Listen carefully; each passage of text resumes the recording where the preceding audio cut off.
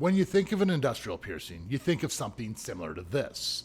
But my favorite industrial piercing looks like this. Today we're talking about the Tragus to Conch Industrial.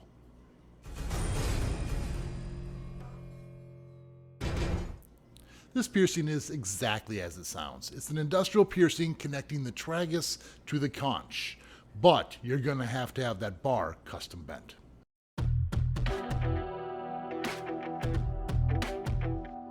The placement with this generally is in the center of the tragus and generally towards the edge and center of the conch. Now, if you already have one of these two piercings, there's a chance the angle might be right, but there's a chance you might have to stretch it up to a slightly larger bar to fit the industrial bar in there.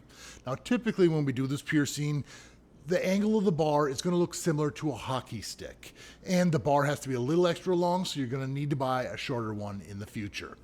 Typically, I like to keep this one nice and parallel and level, but sometimes they angle up, sometimes they angle down. It kind of depends on the look you're going for.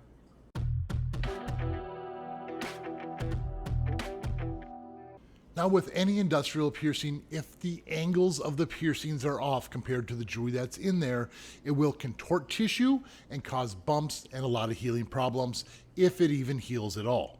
If you're having problems, seek out your piercer so they can re-angle the bar and make sure it's going to heal up properly. Now, the most other common problem people have is sleeping on your piercing. You need to stay off this piercing, whether you get a donut pillow or just sleep on the other side. The less you sleep on this, the faster it's going to heal. Now, as far as the general healing time on this, any industrial piercing is going to take a minimum of 6 months. That's under perfect circumstances. But generally, most people take up to a year and sometimes even a little longer.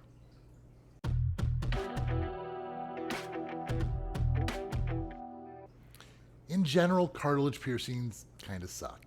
Now you're doing 2 of them and connecting them with 1 bar. Let's check it out.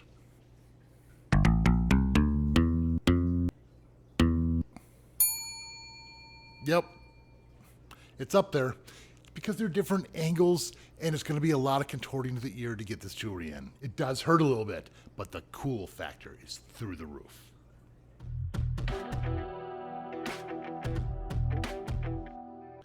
Trends do come and go.